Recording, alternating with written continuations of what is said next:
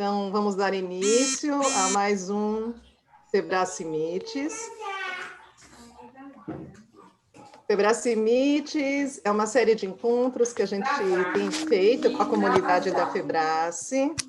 Então, Febrace Meets, retomando aqui, é uma série de encontros que a gente tem realizado com a comunidade da Febrace.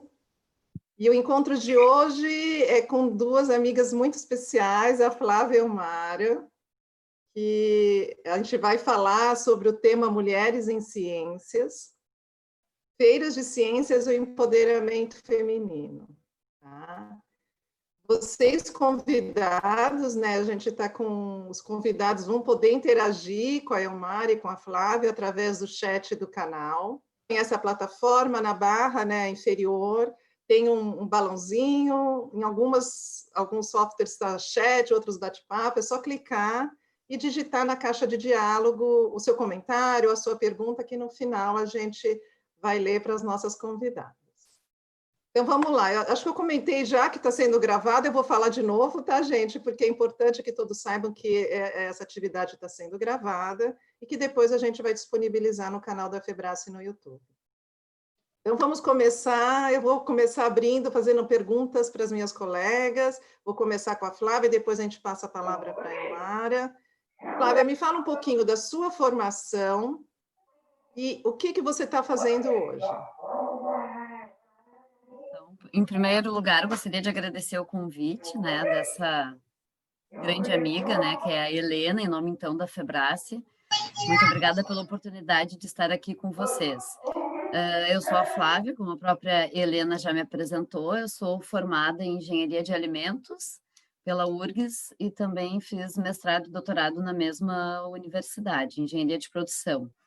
Atualmente, eu sou professora do IFRS, né, Instituto Federal do Rio Grande do Sul, atuo no campus Osório, uma cidade bem ao litoral do norte gaúcho, sim, porque a gente também tem litoral aqui no Rio Grande do Sul, né? Não é que nem o litoral do Nordeste, mas ele existe. Obrigada, Flávia. E Elmara, me fala um pouquinho de você, Elmara. Ai, boa tarde a todos. Gente, é uma alegria, um prazer enorme estar aqui com vocês. Obrigada mesmo pelo convite. É sempre bom falar de empoderamento feminino, é sempre bom falar de mulheres nas ciências e nas tecnologias. Então, acho que a minha história, a minha trajetória, de alguma forma pode inspirar outras pessoas. A minha formação original é em letras, imaginem.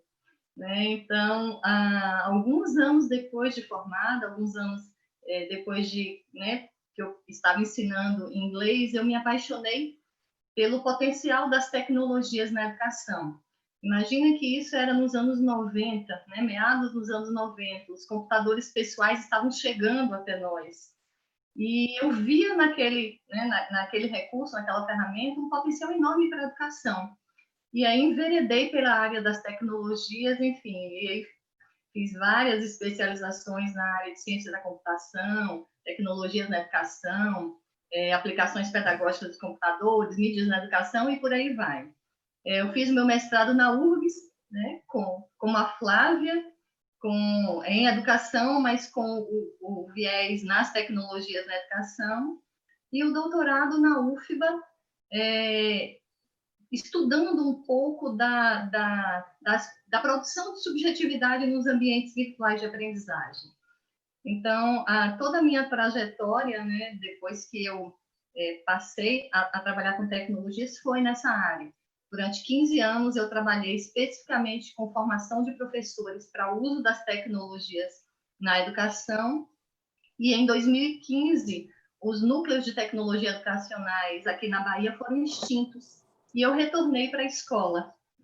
E hoje eu trabalho no Centro Juvenil de Ciência e Cultura, e aí eu falo que eu sou muito sortuda, né? Porque eu, depois de tantos anos, voltei para a escola da educação básica, do ensino médio, e para uma escola incrível, né? Um laboratório de inovação pedagógica, onde a gente pode inventar, criar, produzir, e os nossos alunos, de fato, eles são protagonistas do processo de aprendizagem deles. Então, é uma escola muito legal. E hoje eu sou vice-diretora do Centro Juvenil e sigo como professora orientadora de projetos na área de tecnologias na educação. Ai, que legal. Obrigada, Elmara. Agora eu vou puxar agora para feiras de ciências. Eu sei que vocês têm uma pegada em feiras de ciências, uma pegada no Maker. Eu vou começar com a Flávia agora. Eu sei, Flávia, que você está com um laboratório novo. Eu não sei se é um laboratório Maker, né? Um laboratório que você até pode ser, se você quiser falar um pouquinho para a gente do novo laboratório. Mas, assim, agora eu queria retomar aquela questão das feiras de ciências. Quando que vocês começaram a orientar projetos para feiras de ciências, né? Como é que foi esse início do trabalho de orientação de projetos? E quantas feiras vocês participaram, né? Eu sei que vocês têm um histórico lindo de feiras de ciências, as duas professoras. E me conta um pouquinho, Flávia, como é que você começou nessa trajetória de feiras? Bom, então, assim, a trajetória de feiras de ciências, eu comecei em 2011, eu entrei no Instituto Federal em 2010, e a partir de 2011, o IFE, ele sempre foi um pouco à frente na questão de pesquisa, né, o IFRS, então ele começou incentivando os servidores do campus, né, de todos os campos, naquela época eram 12, hoje são 17, a desenvolverem projetos de pesquisa através de um fomento interno, né? Então eles davam um auxílio e também bolsas de pesquisa. Então, naquela época, eu mesma inventei um projeto, que era o que eu estava acostumada, né, copiando os moldes da universidade, e chamei 2 estudantes para participar do projeto. Disse, eu tenho um projeto, vocês precisam fazer o projeto. Vieram 2 meninas da informática, né, era do curso técnico que tinha na época, tinha informática e administração. Essas meninas, elas vieram, abraçaram o projeto, e aí, na época, o meu pró-reitor de pesquisa ligou para o campus e disse assim, eu sei que vocês têm ensino médio, eu preciso de um projeto de pesquisa para nos representar numa feira tecnológica, que era da educação profissional do Rio Grande do Sul. E aí eu disse, mas o projeto só tem 3 meses, como que eu vou levar um projeto com 3 meses para uma feira? Mas vai ter que ser tu, é o que temos do Instituto Federal, vai ter que nos representar. Não gostei muito, mas também não podia dizer não, e acabei indo para essa feira. Fui, tinha 2 neném em casa, o Augusto e o Luiz Henrique, meus filhos, e disse que eu só podia ir um dia durante os 2 turnos, e eram 3 dias. E aí o pessoal acordou, disse que estava ok, as meninas apresentaram o trabalho, e aí foi 2 semanas depois, eu fiquei sabendo que aquelas meninas, elas tinham ficado em 2º lugar nessa feira. Eu achei super elegante, né? Disse, nossa, que legal. E que tinha um presente para a gente, era uma cuia, sim, eu sou do Sul, né? Sou gaúcha, e para mim, e uma máquina fotográfica para cada uma delas. Deu mais uma semana, né? Na 3ª semana, eu recebo uma ligação do secretário de Educação do Rio Grande do Sul, me cobrando porque eu não tinha inscrito o trabalho na Mostratec. E eu, toda envergonhada, pergunto, mas o que é a Mostratec? E aí, tal, não foi a minha vergonha, né, que o evento já tinha 26 anos, acho que era 26, e eu não sabia o que era a Mostratec, né? E aí, enfim, eu acho que todos vocês sabem o que é a Mostratec, então, Mostra Internacional de Ciência e Tecnologia, fui olhar no site, e a pessoa diz assim, tu tens até às 18 horas para inscrever o projeto, e era tipo 5:30 da tarde. Eu disse, o que eu vou fazer agora? Desesperada, estava fazendo doutorado, voltando de Porto Alegre, e aí eu sei que eles acabaram me dando mais tempo, eu inscrevi as meninas na Mostratec, tinha que apresentar plano de pesquisa, não sabia direito o que era, então, tipo, para mim, existe projeto, existe relatório, existia plano de pesquisa, todo um outro vocabulário. Resumo da ópera, levei as meninas para a Mostratec e me encantei.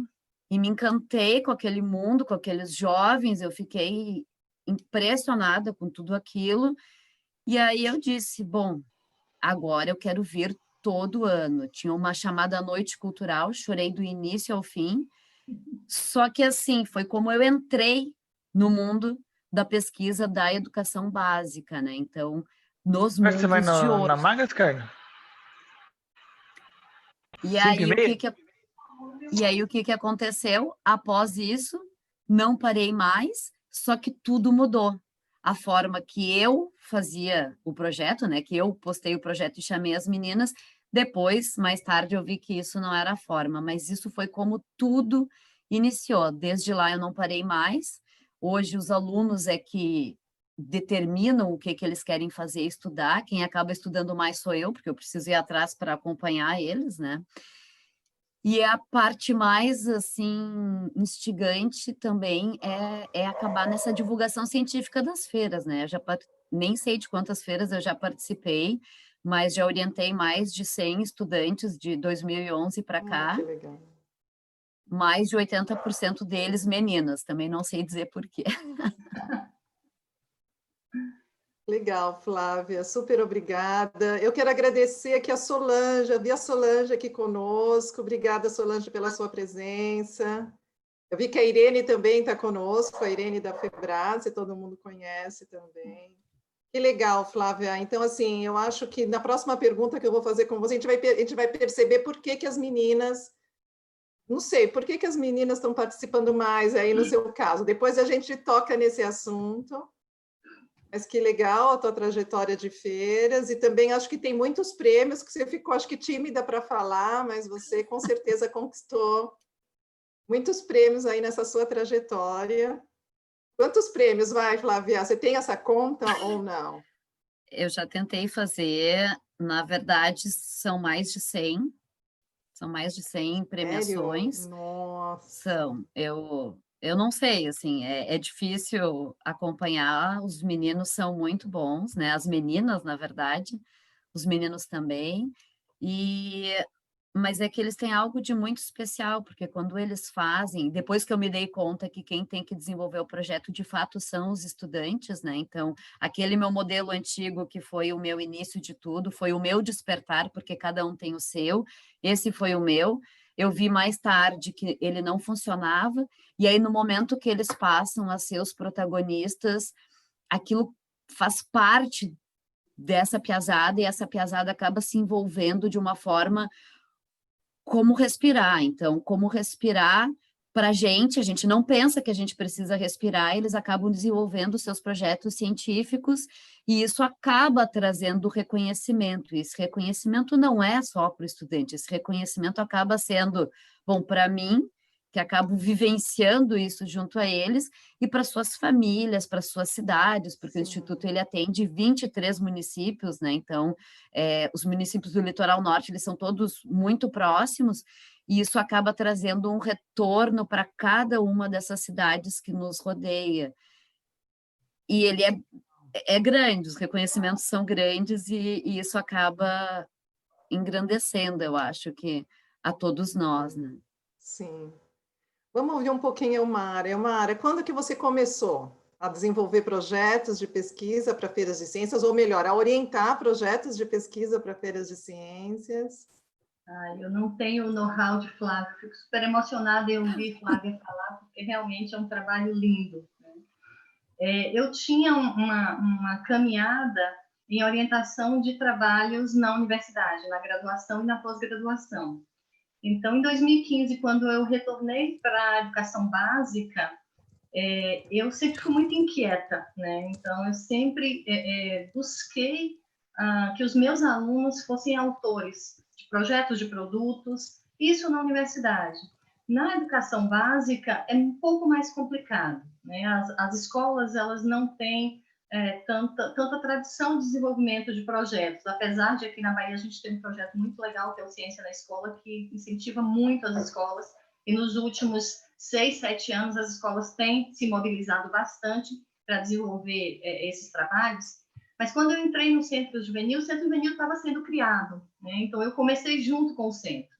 Então, no primeiro ano, o nosso desafio era organizar cursos e oferecer cursos em áreas diversas, né? Principalmente em áreas STEM. Então, eu comecei a oferecer cursos de programação, de criação de games, né? Outros professores na área de robótica, enfim. Então, a gente queria, né, que os meninos e meninas pudessem ter acesso essa temática contemporânea. E no final do primeiro ano, o que é que a gente percebeu muito claramente? Alguns alunos e alunas que participavam destes cursos, eles queriam desenvolver projetos, né? Mas no curso era impossível, porque os cursos eles são por ciclo, né? Então eles funcionam a cada 3 meses, são turmas novas. E aí que a gente teve a ideia de criar no Centro Juvenil aqui de Vitória da Conquista a incubadora de projetos. Eu acho que a incubadora de projetos foi onde tudo começou. É onde eu me encanto, é onde eu me encontro, é onde a gente tem estudantes criando, produzindo e tendo ideias. A incubadora é um espaço de autoria, é um espaço de produção, e que o aluno ele pode se integrar à incubadora em qualquer período do ano. A gente não tem período para desenvolvimento de projeto. Ele pode ficar 1 mês no projeto, ele pode ficar 1 ano, 2. Depende muito do projeto que ele quer desenvolver ou se engajar em algum projeto que já está sendo construído. Então, é um espaço, eu digo que é um espaço de produzir um olhar sensível para a sociedade. A gente tem muitas discussões na incubadora para que eles entendam e consigam identificar problemas do dia a dia deles e possam sugerir na incubadora soluções para esses problemas. Isso é o mais legal. Então, eles têm ideias incríveis. E, claro, a partir desses projetos da incubadora, a gente começou a participar de feiras de ciências. Então, assim, acho que a feira mais impactante na minha vida pessoal e profissional foi a Febrace, foi ter participado da Febrace. A primeira vez que eu participei da Febrace foi incrível. Eu fiquei muito emocionada em ver a quantidade de jovens com brilho no olhar, com ideias incríveis e que precisavam só daquele apoio e daquele incentivo e daquela oportunidade. Eu acho que os nossos alunos aqui das escolas públicas também precisam apenas de oportunidade, porque eles têm ideias muito legais, são muito criativos, mas sem oportunidade eles não colocam o desenvolvimento de projetos como prioridade ou como na perspectiva, né, futura de trabalhar com esses projetos. Então, tudo começou com a incubadora. E aí a gente tem 5 anos de incubadora e um trabalho lindo, um trabalho de formiguinha, porque nós atendemos alunos de todas as escolas estaduais da cidade, né? O Centro Juvenil agrega qualquer aluno de qualquer escola. Então, a gente tem no mesmo grupo da incubadora alunos de escolas diferentes, de idades diferentes, de séries diferentes. Então, a diversidade é riquíssima, né? E aí os projetos ficam muito legais. Às vezes, projetos simples, mas são projetos que eles trabalham com muito empenho, né? E aí, claro, o reconhecimento, como a Cláudia falou, vem porque quando a gente trabalha muito, quando a gente trabalha, né, com amor, o reconhecimento vem. Que bom. Eu vou fazer uma pergunta da Irene, porque está conectada aí com a sua fala, Elmara. Você teve prêmios também, seus alunos, essa incubadora, ela gerou premiações, eu vi que você está falando em reconhecimentos. Sim, a gente, desde o primeiro projeto, que foi um jogo desenvolvido no Scratch, imagina. Os meus alunos não eram programadores e a gente estava começando a mostrar a importância da programação, do desenvolvimento de jogos, e os meus alunos criaram um jogo chamado Choices, que é um jogo para mostrar, para refletir sobre a importância da alimentação saudável e da prática de atividade física. Só que eles, naquela época, eles já não queriam um jogo didático, chato, eles queriam um jogo, enfim, que tivesse emoção do jeito que eles gostam, né? Então, foi um jogo que teve vários prêmios, né? A gente recebeu uma premiação da Fundação de Amparo à Pesquisa aqui do estado da Bahia, e os meninos receberam um prêmio em dinheiro. Depois a gente escreveu artigos científicos sobre a experiência do jogo, apresentamos no congresso da SBPC, recebemos menção honrosa na SBPC, recebemos moção de aplauso na Câmara de Vereadores aqui.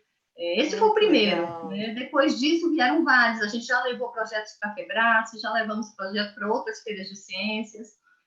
Participamos 2 vezes seguidas como finalistas da Maratona Unicef Samsung, né? E a premiação os alunos, né, os meninos receberam premiação também, reconhecimento. Agora, no mês passado, nós finalizamos, né, a segunda versão como finalista da maratona, e eles desenvolveram um aplicativo assim que eu estou muito apaixonada, né? O Ágora, É um aplicativo para as pessoas desenvolverem argumentação, né, que é tão difícil na escola. Então, a partir de temas bastante contemporâneos, as pessoas que jogam, né, os jogadores, administram uma cidade e desenvolvem, né, defesa de ponto de vista, argumentação, enfim, né, é muito interessante. Então, a ideia deles foi muito diferente, né, e aí, como finalista da maratona, a gente também teve esse reconhecimento.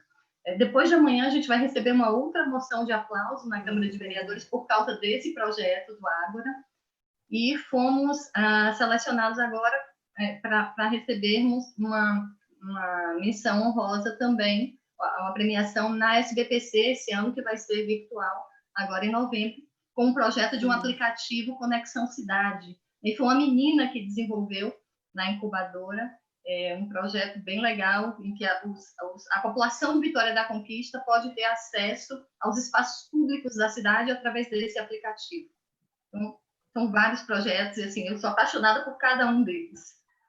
Que ótimo. Então, assim, eu estou ouvindo a fala de vocês e acho que a próxima pergunta agora vem completar, vai fechar o raciocínio. O que essa participação de vocês como professores nessas feiras de ciências, nesses congressos como o SBPC, o que isso contribuiu para a formação de vocês, a formação acadêmica, profissional? Vocês estão diferentes agora porque participaram desse movimento ou desses movimentos? Flávia, por favor, vamos começar com você. Olha, eu acho que eu poderia passar a tarde inteira falando e elencando quais contribuições que as feiras trouxeram. Na verdade, elas foram inúmeras, não só na parte profissional mesmo, de orientação de projetos, como professora, como pesquisadora, mas também na parte pessoal, porque a gente se modifica e a gente se transforma, né? E cada feira acaba sendo uma nova transformação. Eu acho que talvez a primeira contribuição foi me colocar como observadora e perceber que os estudantes, eles se transformam, e eles se transformam porque eles, durante o projeto, eles acabam se tornando protagonistas do seu próprio projeto, uma vez que eles olham ao seu redor e conseguem identificar um problema da sua própria comunidade, um problema que o cerca, e eles tentam resolver aquele problema, né? Seja através da ciência básica, seja através da ciência aplicada. Então, isso é inevitável, né? Então, eles conseguirem fazer esse processo de transformação e a gente conseguir, através das feiras, ver que não só os nossos alunos conseguem fazer isso, mas os alunos de todo o Brasil ou de toda a parte do mundo, quando a gente sai para fora, é uma experiência que eu acho que eu levei alguns anos, né? Ainda bem que eu comecei lá em 2011, para conseguir processar isso. De uma forma pessoal e também profissional, uma grande contribuição que essas feiras trazem, na verdade, é esse contato que a gente tem com outros orientadores. Tipo assim, ter conhecido a Elmara é incrível. Agora, olhando por aqui, Rodrigo Duran, eu conheci, viajei com ele em 2015, fazia anos que eu não via o Rodrigo, então agora estou vendo ele ali, o Maurício, o professor Aldo. Então, são pessoas que acabam fazendo parte da nossa rede e que cada um deles acaba nos mostrando a sua forma de ver a ciência, a sua forma de ver a ciência jovem, que acaba contribuindo diretamente e indiretamente no nosso trabalho na sala de aula. A gente acaba criando uma rede com essas pessoas tão grande e tão forte, e essa rede acaba se apoiando. E muito antes de existir uma pandemia, a gente já se comunicava através do WhatsApp, através de e-mail, pedindo ajuda, pedindo auxílio, porque quando essa piazada chega para a gente com uma dúvida, com uma inquietação, é claro que a gente não tem resposta para tudo. E às vezes é mais rápido, mais fácil e mais dinâmico a gente pedir ajuda para um colega que a gente às vezes tem a certeza que ele pode nos ajudar, do que a gente ir para um artigo científico. A gente acaba indo para os artigos para acabar embasando, mas essa rede de apoio e de suporte, que é esse networking que a gente acaba fazendo, ele acaba sendo imprescindível para a gente.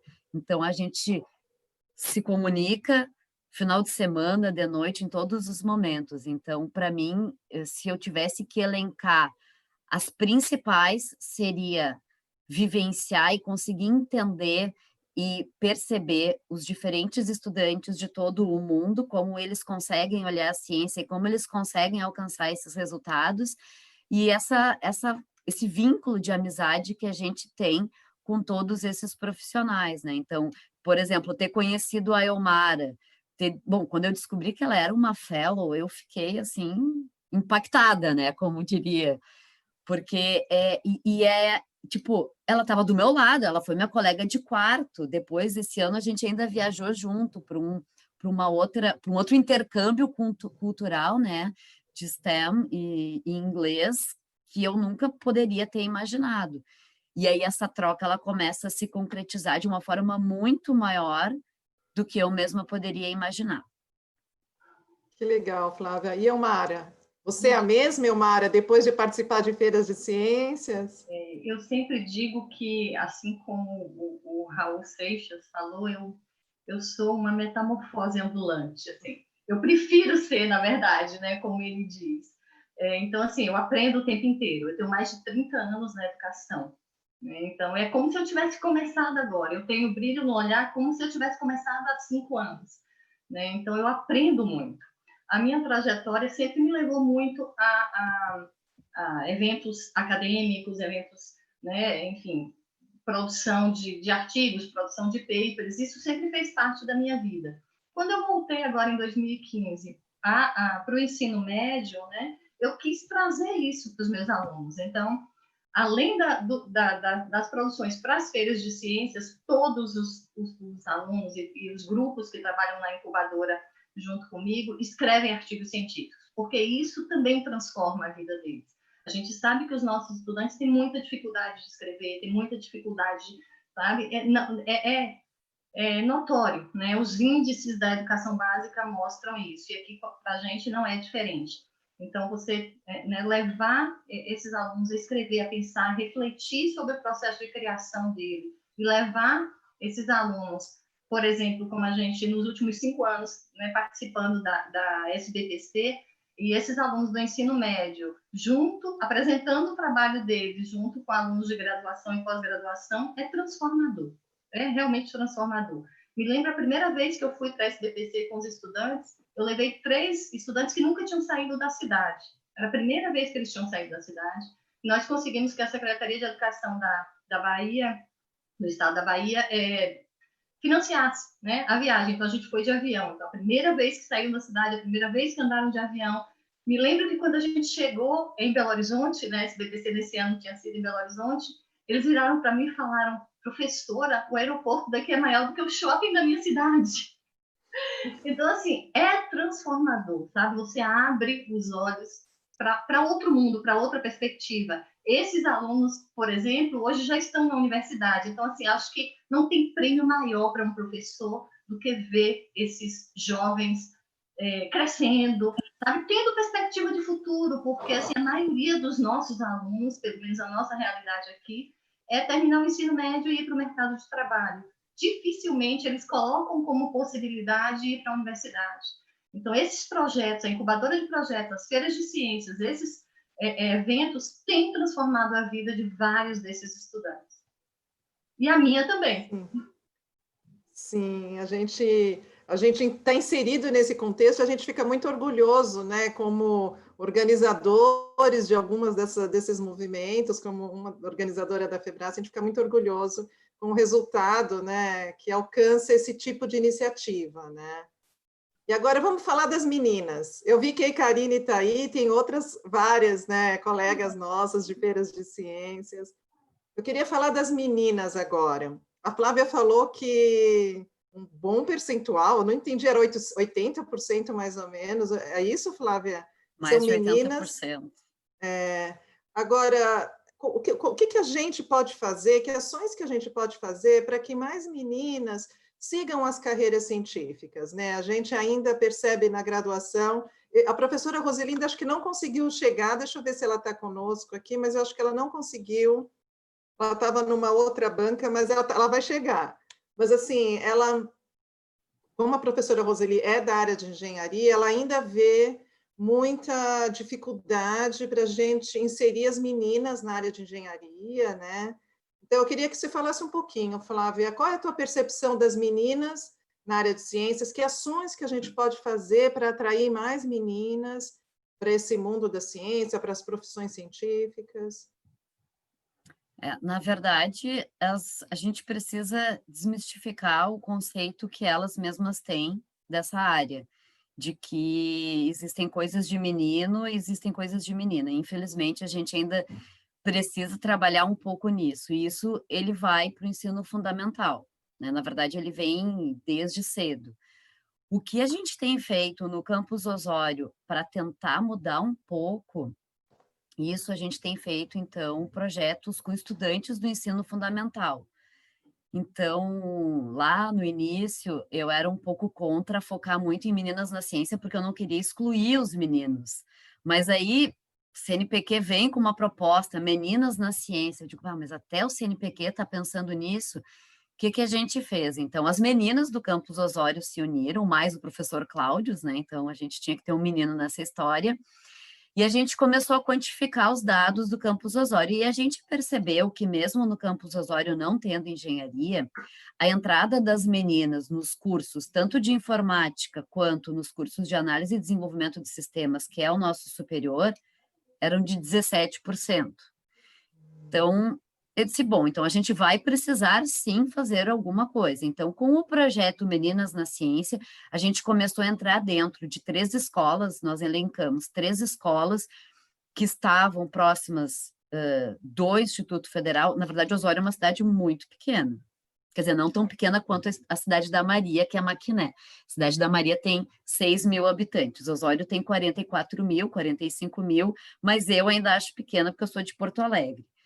Bom, então o que a gente fez? A gente pegou, Osório, o transporte público é péssimo e as pessoas elas andam a pé ou de bicicleta. Então, nós pegamos escolas com até 2,5 quilômetros para atender essas escolas, de forma que essas meninas pudessem vir ao Instituto Federal a pé ou de bicicleta e não dissessem que elas não poderiam chegar lá, e começamos a desenvolver atividades com essas meninas.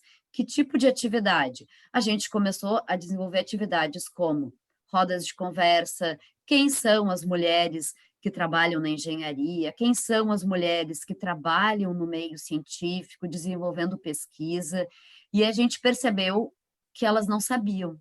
Então, primeira atividade, quem são essas mulheres? Inexistente, né? Então, elas não tinham uma referência. Então, através de conversas, de rodas de conversas, a gente começou a instigar isso acabou virando atividades de laboratório, a gente começou a dividir essas meninas em projetos que a gente reunia semanalmente meninas dentro do laboratório do Campus Osório, para que elas colocassem a mão na massa e desenvolvessem algumas simples atividades de ciência, então, usando tubo de ensaio, usando tecnologia, usando Scratch, que a Elmara falou. Então, a gente começou a envolver os professores do Campus Osório, de diferentes áreas, e as meninas das escolas da região em atividades. No início, foi difícil, porque quando a gente entrava nas escolas para divulgar, só os meninos queriam fazer. É ciência? Não, a gente quer meninas. E aí até isso me deixava um pouco chateada, né? Até porque eu sou mãe de 2 guris. Aí eu disse, como que eu mesma estou excluindo? Mas acabou dando certo. E acabou que hoje a gente até temos alguns meninos, mas a gente conseguiu desmistificar isso. Mas também é uma grande diferença. De escola para escola, isso modifica. Então, tem escola que as meninas elas não querem, porque elas ainda, não sei se é porque também a gente está numa cidade do interior, elas sonham muito em casar. Eu não estou dizendo, meninas, que vocês não precisam casar, porque eu sou casada. Mas é como se fosse a meta de vida. Não, vamos estudar, vamos meter a mão na massa. Aí a gente tinha assim, vamos se inscrever para o processo seletivo do IFE. Ah, vou me inscrever para administração, porque é mais fácil. Não, quem disse que é mais fácil? Eu nunca vou conseguir entender informática. Então, todo esse processo, ele vem sendo feito com essas meninas, ele não é fácil, mas ele precisa ser mostrado. E isso a gente só consegue nos inserindo dentro da comunidade. E a gente precisa ir até as escolas, né? Simplesmente chamar para vir para o IFE também não funciona. Então, a gente precisa estar dentro da escola. O projeto do CNPq foi uma forma incrível, que o CNPq teve uma ideia genial, porque a gente conseguiu ter professores bolsistas, e esses professores acabaram se instigando tanto que agora eu recebi a notícia ontem à tarde que uma das professoras passou no processo seletivo para fazer o mestrado, então uma das bolsistas do projeto CNPq, uma prof. Meninas na Ciência, de uma das escolas da cidade de Osório, escola pública, ela ontem, né, passou então a ser a mais nova mestranda do curso da FURG em ensino de ciências. Então, a gente começa a divulgar um pouco e aí a gente começa a ter multiplicadores, que aí são os professores. E esse trabalho ele também pode ser feito através dos colegas, né? Através dos professores.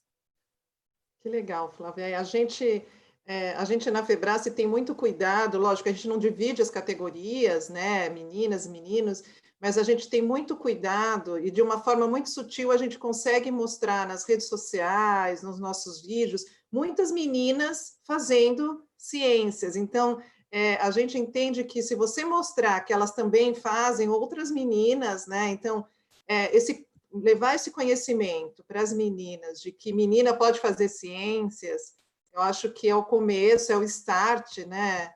Para que elas possam se envolver. Elmara, me conta um pouquinho de que ações você está fazendo aí na sua região para envolver as meninas em ciências. Helena, esse é um tema muito caro para mim.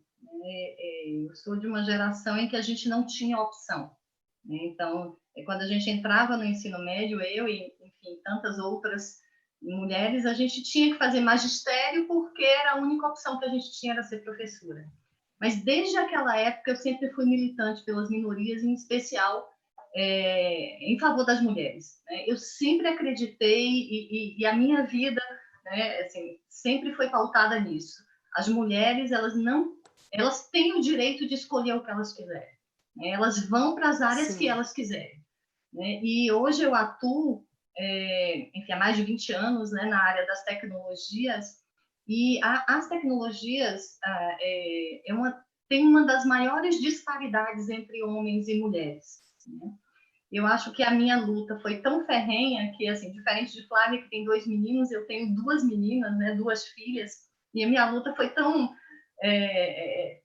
tão forte, tão firme, que as minhas filhas, né, uma faz ciência da computação aí na USP, e a outra está no ensino médio, mas tudo indica que vai para as áreas, enfim, de STEM também, né, engenharia, né, alguma coisa na área de matemática, porque a gente precisa quebrar essa questão cultural, sabe? Não é fácil, é muito arraigado. Eu estava olhando os dados, Helena, outro dia da OBMEP, né, da Olimpíada Brasileira de Matemática, e é impressionante. No nível 1, que é o sexto, né, quinto e sexto ano do ensino fundamental, muitas meninas recebem medalha. Quando passa para o nível 2, né, oitavo e nono ano, diminui bastante. E no ensino médio, que é o nível 3, quase nenhuma menina, pouquíssimas meninas recebem medalha, percentual muito pequeno. Então, por que isso? Se a gente vai, por exemplo, para os cursos de computação, a minha filha mesmo entrou há 2 anos e meio aí na USP, de 100 colegas, 14 eram meninas. 14%, ou seja, muitas delas, agora, 2 anos e meio depois, já não estão mais no curso. Então, por que isso acontece? As meninas são tão capazes quanto os meninos. E aí, para mim, é muito claro, a gente precisa de políticas públicas específicas para as meninas, sabe? Nas áreas de engenharias, de tecnologias, de matemática, das ciências. É preciso políticas públicas específicas. Essas meninas precisam ter um incentivo já na educação básica, já no ensino fundamental, precisam ter bolsas de iniciação científica, precisam ser acompanhadas. É preciso mostrar para elas outras possibilidades além daquelas que culturalmente elas, né, elas são apresentadas para elas. Em geral, as meninas vão para áreas de humanas, né, de saúde. Mas e por que não a área de tecnologia? Por que não a área de engenharia? Né? Qual é o problema? Se elas quiserem, se elas se dedicarem, né? E alguns dados nos mostram que as meninas, elas são muito mais dedicadas, né? Enfim, geralmente elas são minoria nessas áreas e elas participam de muito mais projetos do que os meninos, né? Porque para os meninos já é mais natural, então eles não têm que se esforçar. Então a menina hoje nessas áreas, as meninas nessas áreas, em especial de tecnologias, que é a que eu, né, que eu conheço mais, elas têm mais dificuldade de entrar. Então aqui no Centro Juvenil, por exemplo, a gente tem conseguido passando de escola em escola, de sala de aula em sala de aula, e mostrando a importância delas fazerem, né, os cursos de programação, entrar na robótica, né, produção de jogos e outras, né, outras áreas da química, da biologia, da física. A gente tem conseguido trazer essas meninas para os cursos, mas na incubadora de projetos, para o desenvolvimento de projetos, a disparidade é enorme. Eu não tenho mais de 20% de meninas nos projetos, sabe? Em alguns grupos é só meninos, né? Então é difícil demais. Geralmente elas não seguem, né, o caminho. Elas participam do curso, gostam, mas acabou, é só ali, né? Em geral, elas não têm esse incentivo. Então a gente precisa realmente dessas políticas públicas que favoreçam. Eu estava olhando agora a Olimpíada da Fiocruz, por exemplo, desse ano, de saúde e meio ambiente, vai ter uma premiação específica para as meninas, né? Menina hoje, cientista amanhã. Eu achei incrível. Né? Então, legal. Provavelmente, um dos projetos que a gente está desenvolvendo na incubadora com meninas, a gente vai submeter a esse prêmio, porque é muito legal, sabe? Perceber que essas pequenas iniciativas, as universidades, elas têm muitos projetos, né? Então, na área de tecnologia. Então, tem meninas nas ciências, meninas.comp, né? Meninas nas ciências de dados, várias. Mas quantas cidades e quantas escolas estão localizadas onde não tem universidade, sabe? Então, a gente precisa ir além dessa iniciativa pontual das universidades. Precisa realmente ter políticas públicas federais, estaduais, que cheguem até essas meninas, para que elas coloquem na perspectiva de vida delas essas áreas que são eminentemente masculinas. Sim, olha, adorei, estou adorando aqui o bate-papo com vocês, as ideias de vocês. Os comentários, vocês podem acessar aí o chat, ver os comentários de quem está acompanhando. E assim, para a mulher, vocês são dois exemplos belíssimos, até a Irene fez um comentário que vocês são mães, são casadas, são profissionais super reconhecidas, então é importante mostrar isso, que para as meninas às vezes fica aquela questão, é possível conciliar a vida profissional, uma carreira científica, com uma carreira, com a vida pessoal, né, com filhos, né, com a maternidade. Então, assim, eu também tenho filhas, etc. Não é fácil, eu não vou dizer que super fácil, tranquilo, gente, eu levo numa boa, não é fácil, mas é muito possível, né? É muito possível. E depois, eu não sei se a Flávia ou vocês querem comentar sobre isso, né? Porque as meninas às vezes ficam um pouco com essa questão, como é que a gente concilia, né? Porque não quero abrir mão de uma coisa, quero também seguir a minha carreira científica. Então, vocês são exemplos lindos e que a gente tem que divulgar. E as políticas públicas, Elmar, eu acho que vem muito a atender essa questão, porque eu acredito que na carreira científica, mestrado, doutorado, tem que ser incluído a maternidade dentro desse percurso, né? Então, como tratar uma pesquisadora, né, que entrou no mestrado ou está num doutorado e engravidou e ficou 6 meses de licença maternidade, por exemplo, como é que isso pode ser tratado? Então, isso tem que ser levado em consideração. Nas empresas já é tratado, né? Já é levado em consideração, e até eu posso falar para minhas ouvintes aqui, para vocês que estão vindo, que as minhas principais promoções, quando eu iniciei, né? Porque eu tive filhos não bem nova, mas na faixa dos 30 anos, foi quando eu estava grávida. Então, assim, quando eu estava grávida das minhas duas filhas, foi quando eu tive promoções. Não me pergunte por quê, mas coincidiu, eu estava super produtiva, estava tendo neném, tudo bem, e foi a época que eu tive um super reconhecimento. Então, vocês querem falar um pouquinho sobre isso, Flávia? Como é que se concilia esses pilares, profissional e pessoal? Ai, assim, ó, não é fácil, mas é muito possível. A primeira coisa é o que eu digo assim para os meus alunos, eles têm que querer muito fazer aquilo. E eu sempre quis muito as coisas. Eu fiz 2 concursos públicos, né? Eu trabalhei em empresa privada, depois eu larguei a empresa para fazer o mestrado, e após eu fiz 2 concursos, e os 2 concursos eu estava grávida. Eu era professora substituta da URGS, fiz outro concurso grávida, e acabei sendo chamada, posteriormente larguei, então, eu trabalhava como professora substituta na URGS e fazia doutorado, fui chamada para trabalhar no Instituto Federal aqui em Osório, apesar de ser a 100 quilômetros de Porto Alegre, eu não sabia onde era Osório, porque eu fiz para Porto Alegre, aí eles ligaram querendo saber, aceita vir para Osório? Se aceitei, eu vim, e quando eu estava no doutorado, na verdade, eu queria ter 3 filhos, né? Então, voltando um pouco atrás, quando eu estava no doutorado, então eu e o meu marido, então, ok, vamos ter o segundo.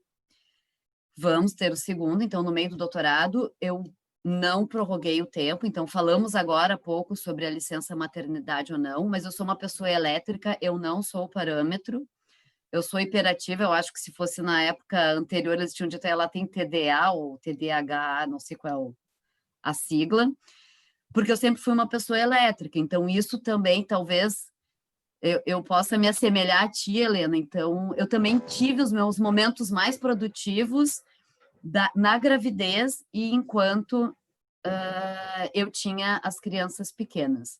Ou talvez eu estivesse mais iluminada para passar em um concurso público e fazer provas, tanto de seleção quanto alguma outra coisa. Mas talvez também, e eu acho que é o mais importante, porque eu sempre quis muito. Então, quando eu fiz a seleção do doutorado, é porque eu queria muito entrar no doutorado. Quando eu fiz a seleção para o Instituto Federal, eu queria muito entrar no Instituto Federal. Ali eu já sabia o que eu queria, não que eu sempre soubesse. E fazer essa conciliação de ser mulher, ser mãe, orientadora, professora, ela não é fácil, porque eu fazia doutorado, eu orientava projeto de pesquisa, era obrigatório, hoje não é, mas naquela época era obrigatório estar 40 horas dentro do Instituto Federal, então cada hora que eu não estava dentro do Instituto Federal, que eu estava em Porto Alegre no doutorado, eu precisava repor essas horas, era bem caótico, mas Mara sabe, eu durmo pouco, então eu conseguia conciliar, e eu conseguia dosar isso, só que eu tinha o apoio de quem? Do meu marido. Então, eu acho que ter o apoio de alguém é fundamental, porque eu tinha meus filhos, mas eu tinha alguém que me apoiava, eu não tinha minha família perto, as nossas famílias são de Porto Alegre, então qualquer coisa que acontecesse com as crianças, isso era um problema, e eu passei por algumas situações difíceis, e uma delas ocorreu em março, quando eu voltei de uma febrace, e as crianças, elas ficavam na casa da minha mãe, eu levava as crianças para Porto Alegre, e a coordenadora da escola me chamou e disse assim, Flávia, teus filhos não têm problemas cognitivos, mas eles faltam muita aula. Sim, eu ia viajar e eles iam para casa da minha mãe. E aí eu disse pro meu esposo, eu disse, Eduardo, tu vais precisar ficar com as crianças, porque eles não podem mais faltar à aula quando eu não estou aqui. E aí ele disse assim para mim, bom, então tu tens um problema, eu tenho um problema. Aí eu disse, não é possível, né? Mas como eu não gosto de brigar, eu fiquei quieta, super contrariada, eu disse, eu vou parar de orientar projetos de pesquisa, Eduardo, a minha vida vai acabar. E aí ele não falou nada. mas eu fiz drama. Deu 2 dias, ele disse para mim, tá, nós vamos dar um jeito. Qual foi o jeito que a gente deu? Ele passou a assumir a condição de pai, eu não vou dizer de mãe, porque ou a gente é pai ou a gente é mãe, enquanto eu não estava aqui. O que eu quero dizer para todos vocês? Que eu tive o apoio. Claro, agora eu estou falando como professora, como mãe, né? Mas eu poderia estar falando com um aluno. Ter o apoio é fundamental para a gente seguir adiante. Eu precisava ter o apoio para continuar orientando projetos de pesquisa, para continuar viajando com os meus estudantes e dando o apoio que o meu estudante precisava, sendo que o meu marido ia dar o apoio que os nossos filhos precisavam. E isso eu tive. Então, não é fácil, né? A Elmara sabe que eu recebia ligação, às vezes, 4h30 da manhã, com meu marido de férias em casa, isso nos Estados Unidos, né? Então, quando a gente esteve na Intel ISEF, numa grande feira de ciências, que um dos meus filhos queria me dizer que eu precisava lembrar a mãe do coleguinha que eles tinham trabalho naquela manhã, tinha diferença de 4 horas. Aí eu pergunto para ele, mas onde é que está teu pai? O papai está dormindo. Eu disse, sim, mas eu e a minha colega de quarto também. Na verdade, eu já tinha acordado para correr, mas esse é um pequeno detalhe. Mas isso não me desestimulou. Mas é claro que depois eu falei com o Eduardo, né? Pô, Eduardo, né? Adianta? Não, não adianta, mas cada coisa ao seu lugar. Tudo tem o seu momento, tudo tem a sua hora, mas o apoio a gente precisa sempre. E às vezes ele não vem da forma que a gente quer. Às vezes é como aquela pessoa pode nos dar o apoio. A gente tem que saber aceitar esse apoio e saber lidar com ele. Talvez esse seja o maior desafio. Não apenas ter o apoio, mas saber também aceitar o apoio que nos vem, né? Então, eu acho que isso também é um desafio, mas a flexibilidade, assim como a pandemia, a iniciação científica na educação básica, ela me ensinou bastante. Que legal, Flávia. A tua fala foi bem impactante, né? Dá para ver aqui nos chats alguns colegas, né, falando o que acontece com eles, eles apoiam as esposas quando elas têm que conciliar a atividade profissional com a maternidade. E você, Elmara, você que está conseguiu, né, Elmara? A gente não precisa nem... Conseguiu muito bem. É um grande desafio, Helena. Assim, agora a gente não pode ter medo, né? Como eu falei, eu sempre fui muito obstinada. Eu sempre quis fazer diferente. Eu sempre quis mostrar que a mulher pode fazer o que ela quiser, né? Então, assim, sempre consegui conciliar casamento. Agora, é claro, eu tenho um companheiro também que me apoia e que, enfim, nas minhas loucuras de passar meses fora, estudando no doutorado, no mestrado, né, me apoiou bastante. E eu tenho um anjo na minha vida, né? Quando eu estava no mestrado, no meio do mestrado, eu estava viajando para Porto Alegre, né? Indo e voltando da Bahia para Porto Alegre, e eu fiquei grávida da minha segunda filha. Eu tinha uma de 4 anos e fiquei grávida. E aí eu tive que continuar viajando, né? Grávida. E quando eu terminei o mestrado, a menor, né? Ela tinha 1 ano. Eu tive que ficar 2 meses direto em Porto Alegre. E aí a minha tia, que morava em outra cidade, que era aposentada, veio morar comigo.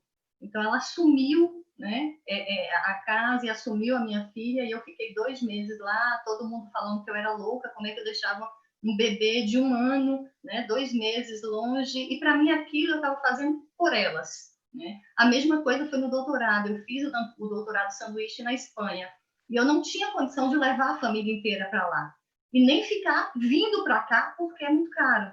Né? Então, eu fui e fiquei. A gente tinha, né, enfim, não faz tanto tempo, as tecnologias, eu falava com elas todo dia, eu sabia qual era a tarefa que elas estavam fazendo na escola, eu acompanhava de perto, mas estando longe. Né? Então, fiquei meses na Espanha e depois, quando eu retornei, e hoje elas reconhecem. Né? Então, assim, o que eu faço não é só para mim. Eu acho que a gente, como mãe, como professora, a gente precisa ser exemplo, sabe? Não dá só para falar, é preciso ser. Né? Quando você mostra que é possível, né? Não é fácil, mas é possível. No início dessa conversa, antes da gente começar a gravar, eu estava falando com a Helena que o maior desafio da pandemia para mim foi aprender a cozinhar. Porque como eu sempre fui muito de trabalhar fora, eu nunca me importei para coisas de casa, eu nunca gostei de cozinha, nunca gostei de nada que é muito feminino, né? E na pandemia eu fui obrigada, né? E tem sido uma aprendizagem incrível, não tem sido sofrido, por quê? Porque eu me dispus a isso, né? Então aprendi a cozinhar, tenho feito coisas bem legais, conciliado com as orientações, com os trabalhos, enfim, com a universidade, com a escola, e tudo junto e misturado, e a gente vai se reinventando a cada dia. Acho que isso é que é legal. Que ótimo, ótimo. Assim, estou adorando. Pessoal, quem quiser, estamos quase terminando, né? Temos mais 5 minutinhos aqui para finalizar o nosso bate-papo. Quem estiver aí acompanhando a nossa conversa e quiser postar no chat mais alguma pergunta. A professora Roseli, eu acho que ficou presa na banca, gente, que dó. Que dó, ela vai lamentar muito, porque ela queria muito participar, ela falou muito para mim. Mas, bom, em outros momentos, espero que a gente se encontre pessoalmente, né? A gente está fazendo esse bate-papo à distância justamente para a gente conseguir manter as nossas conexões, manter a comunidade ativa, né? Então, a gente criou esses encontros mensais para que a gente possa se encontrar e saber o que está acontecendo, porque não sabemos quando que... Talvez no primeiro semestre do ano que vem, a gente não sabe se a gente vai se encontrar pessoalmente. A Febrace, ele é um encontro que recebe muita gente, e muita gente de vários estados, muitos alunos. Então, a Febrace, em março de 2021, ela vai ser à distância novamente. A gente não está seguro para receber, né, tantos jovens e tantos professores sem ter um programa de vacinação, né, sem ter uma segurança de que todos vão voltar saudáveis para suas cidades. Então, a Febrace de 2021 vai ser à distância, mas vai ser um pouquinho mais dinâmica do que foi esse ano. A gente tem várias ideias para fazer com que a interação fique mais ativa. A gente está planejando coisas novas. E é isso. Deixa eu ver se alguém quer fazer mais alguma pergunta. Professores, vocês querem fazer alguma pergunta? Postar aqui no chat. Tem vários elogios. Depois, se vocês quiserem, Elmara, Flávia, vocês estão conseguindo ver aqui vários parabéns aqui pelo esforço de vocês, pelo trabalho de vocês, pelo trabalho que vocês fazem com as meninas, né? Inserindo a Flávia já desde o fundamental, a proposta da Elmara, né, o reforço da Elmara com as políticas públicas, que eu acho que é um caminho que asseguraria, né, uma participação mais ativa das meninas. Mais alguma pergunta? Deixa eu ver se apareceu aqui no chat. E a nossa luta, né, Helena, por mais meninas nas ciências, nas tecnologias, nas engenharias, na matemática, né, por mais meninas onde quer que elas queiram estar, mas que coloquem realmente como possibilidade essas áreas para as meninas. Enfim, que é tão difícil, né? É muito complicado a gente ver turmas enormes de engenharia, por exemplo, sem mulheres, né? E a gente sabe que nós somos diferentes dos homens. E essa mistura é muito legal, a acessibilidade feminina junto com um olhar diferente né, em qualquer área do homem. Então, assim, eu acho que a diversidade é muito rica.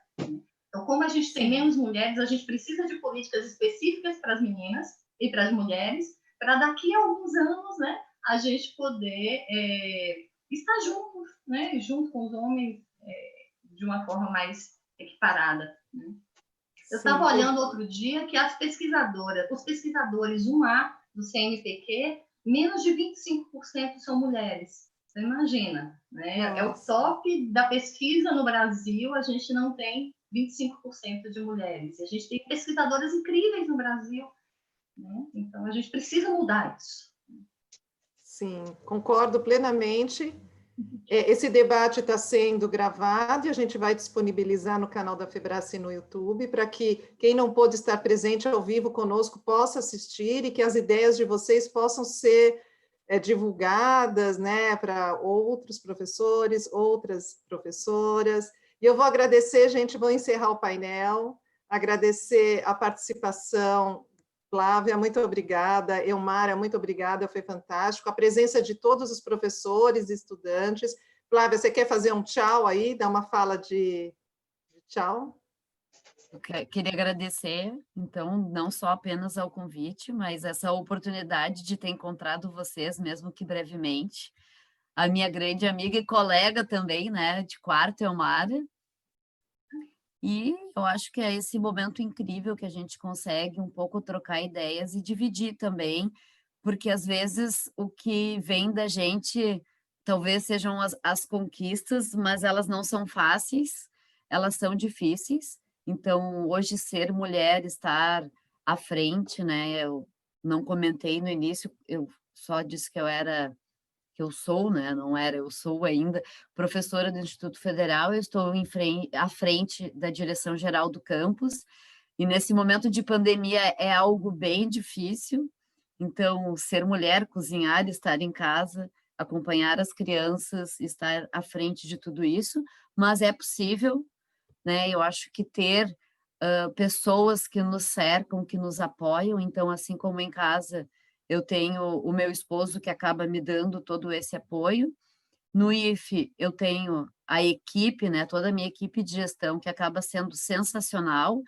E eu acho que é muito nisso que eu hoje posso dizer que sim, tudo é possível, mas a gente não faz nada sozinho, a gente sempre tem alguém, e assim como a gente acaba sendo o apoio e o suporte dos nossos estudantes, a gente também precisa de apoio, também precisa de suporte, e alguém também faz isso pela gente. Então, eu gostaria de dizer a vocês que também não se sintam e não queiram fazer sozinho, porque fazendo juntos a gente consegue mais e consegue melhor, né? E inserir essas meninas aí nesse mundo científico, né? Obrigada, Flávia. Elmara, quer fazer uma fala de tchau? Eu queria agradecer, muito obrigada, Helena, Irene, Roseli, pelo convite. É sempre um grande prazer estar com vocês, participar dos eventos, né, promovidos, enfim, não só a FEBRACE, mas o STEM Animation, English Immersion, entre outros eventos, é sempre um prazer. Flávia, eu estou com muita saudade das nossas viagens, é uma coisa que tem me feito falta, mas é isso, a gente precisa esperar um pouquinho, né? Eu adorei participar com, né, minha amiga Flávia, nossa, que eu admiro tanto, tem um trabalho tão lindo.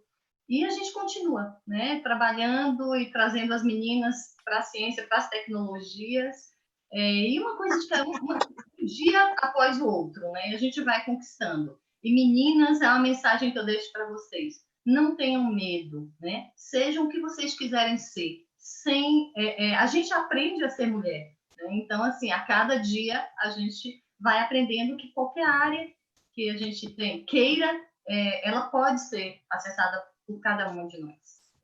Obrigada, pessoal, pela participação de todos. Nos vemos em breve, então. Tchau, tchau, gente. Beijo. Até mais.